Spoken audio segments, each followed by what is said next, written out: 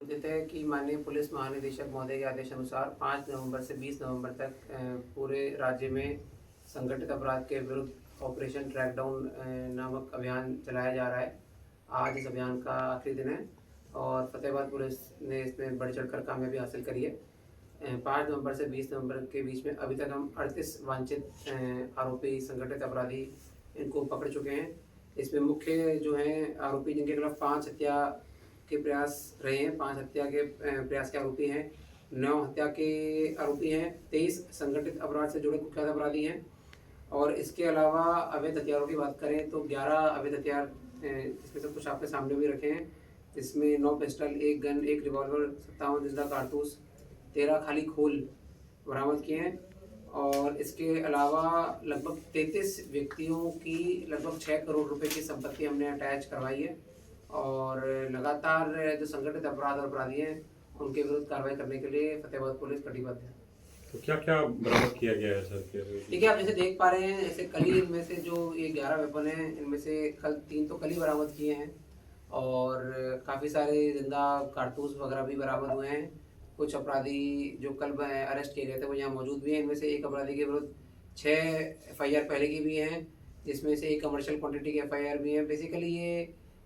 जो organised crime होता है उसमें किसी के साथ किसी की रंजिश हो गई या कोई कहीं से बाहर से वेपन लेके आता है या किसी को डराने धमकाने के लिए, इस प्रकार की जो चीज़ों में इन्वॉल्व रहते हैं ऑर्गेनाइज्ड क्राइम, ऑर्गेनाइज्ड क्रिमिनल्स, ये उन चीज़ों में संगठित अपराध में इन्वॉल्व रहे और उसी पर कार्रवाई करते हुए ये वेपन वगैरह पकड़े गए। और हम प्रयास ये भी कर रहे हैं कि ये वेपन कहाँ बने हैं वहाँ तक भी पहुँचा जाए और जो इनकी मैन्युफैक्चरिंग यूनिट है, एस्टेब्लिशमेंट है, वहाँ पर भी रेड करके वहाँ से भी रिकवरी और अरेस्टिंग की जाए। किसी बड़े गिरोह से भी तार जुड़े हैं सर इनके, किसी नामी बदमाश से इस तरह के? नहीं, अभी तक तो ऐसी कोई बात नहीं है कि भाई कोई अभी तक तो ऐसी कोई बात सामने नहीं आई है, लेकिन अगर आती है तो आपको बताया जाएगा। तो ये 315 बोर के हैं या 32 बोर जो भी? इसमें 315 बोर के भी हैं, 32 बोर के भी हैं और इसमें गन भी है, जैसे आप देख पा रहे हैं सामने 9 पिस्तौल हैं, 1 रिवॉल्वर है, 57 जिंदा कारतूस हैं, 13 खाली खोल हैं। तो हर प्रकार के वेपन है। मेजर तो इसमें जो देसी कट्टे होते हैं जो अवैध तरीके से बनाए जाते हैं वही हैं। कुछ इसमें प्रॉपर रिवॉल्वर वगैरह भी हैं। तो इनको पकड़ने से एक तो जो ऑर्गेनाइज्ड क्राइम है, किसी को डराना धमकाना, उस प्रकार की चीज़ों पे अंकुश लगेगा और जो कुछ बच्चे या कुछ नए लोग इस प्रकार की जो चीज़ों में इन्वॉल्व हो जाते हैं उनको भी सख्त संदेश जाएगा कि भाई जो पुलिस की कार्रवाई और कानून की कार्रवाई है वो लगातार पहले भी जारी थी, आज भी जारी है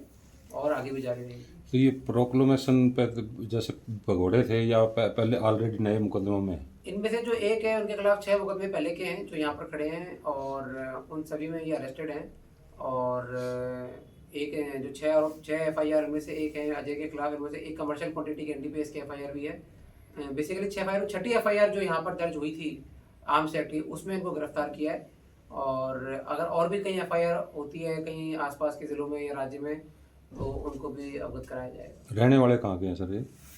रहने वाले जमालपुर शेखा, बाकी डिटेल वगैरह प्रोवाइड करा दी जाएगी। जमालपुर तो में एक तो है अमनदीप, एक है ये FIR नंबर हमने 343 में दर्ज करी है भूना थाने की। अंकित हैं इसमें, एक राहुल है, एक अमरदीप हैं। बेसिकली ये यंग बच्चे ही हैं और ये अलग अलग तरीके से आप इलीगल तरीका कह सकते हैं से ये विदेश जॉर्जिया वगैरह से होते हुए अलग अलग तरीक़ों से बेसिकली थाईलैंड, म्यांमार को वहाँ पर जॉब के नाम पे, डेटा एंट्री ऑपरेटर वगैरह के नाम पर उनको वहाँ बुलाया गया था और इनको बताया गया था कि भाई आपको इतने पैसे मिलेंगे, रहने खाने की व्यवस्था मिलेगी। ये वहाँ पहुँचे, फिर इनको रिवर वगैरह क्रॉस करा के बेसिकली थाईलैंड में कई जंगलों में ले गए और साइबर फ्रॉड का काम उनसे करवाते थे और बताते थे कि अगर नहीं करेंगे तो आपके पासपोर्ट वगैरह जब्त कर लिए जाएंगे और फिजिकल टॉर्चर वगैरह इस प्रकार की चीज़ें उनको डराया धमकाया जाता था। तो वहाँ पे जब रेड की गई थाई आर्मी द्वारा, भारत ने जब टिप भेजा कि भाई इस प्रकार के जो बच्चे हैं जो यहाँ पर ऑर्गेनाइज्ड क्राइम उनसे करवाया जा रहा है, तो वहाँ पर जब रेड की गई तो हज़ारों की संख्या में जो बच्चे वहाँ पर कैद कर रखे थे, बेसिकली जिसे इंग्लिश में साइबर स्लेवरी कहते हैं, वहाँ से भागे और रिवर वगैरह क्रॉस करके एम्बेसी तक पहुँचे। उन्होंने इन्फॉर्मेशन दी, फिर उनको यहाँ लाया गया है। तो अन्य अलग अलग जिलों में भी इस प्रकार के जो छात्र छात्राएँ आ रखे हैं, तो हमारे यहाँ पर जो आए थे हमने उनसे अच्छी तरह से गहनता से पूछताछ करी है और अभियोग दर्ज किया है और इसमें जो भी आगे जिन भी लोगों का अभी तक कुछ इन्फॉर्मेशन आई है कि किन लोगों ने, एक जो मेजर आरोपी इसमें जो है वो ऑलरेडी जेल में ही है। जिन लोगों से संपर्क में आए थे तीनों, जिसने उनको बाहर भेजा था वो ऑलरेडी जेल में है, लेकिन फिर भी अगर और किसी का नाम आता है कि भाई इनको किसने भेजा तो उनके खिलाफ कार्रवाई की जाएगी। एजेंट लोकल हैं या जानना चाहें तो गलत तरीका बिल्कुल ना अपनाएं। हालांकि ये बात तो पहले भी कई बार बताई जा चुकी है और लगातार इमिग्रेशन फ्रॉड, कबूतरबाजी के संबंध में अभियोग पहले भी दर्ज किए गए हैं, आगे भी दर्ज किए जाएंगे। लेकिन आपके माध्यम से मैं निवेदन करूंगा खासकर युवाओं को जो ग्रामीण परिवेश से आते हैं कि बेहतर भविष्य के चक्कर में जो आपके पास में है आप उसको ना गंवाएं। कई बार ऐसा होता है कि मतलब काफ़ी हैंड टू माउथ परिवारों से जो बच्चे आते हैं वो अपने हार्ड एंड मनी जो भी उनके पास लिमिटेड रिसोर्सेज होते हैं उसको लगा के ऐसे एजेंट वगैरह के चक्कर में फंस जाते हैं और बाहर जाके भी फिर उनको नुकसान झेलना पड़ता है। तो मेरा निवेदन ये है कि भाई पुलिस कार्रवाई तो जो है वो करेंगे, लेकिन अगर व्यक्ति कोई थोड़ा सा इसमें सजग हो जाए तो ऐसे लोगों का बेसिकली कोई भी जो अपराध होता है वो डिमांड और सप्लाई का होता है। अगर डिमांड ही नहीं होगी तो सप्लाई भी नहीं होगी रहती है। तो अगर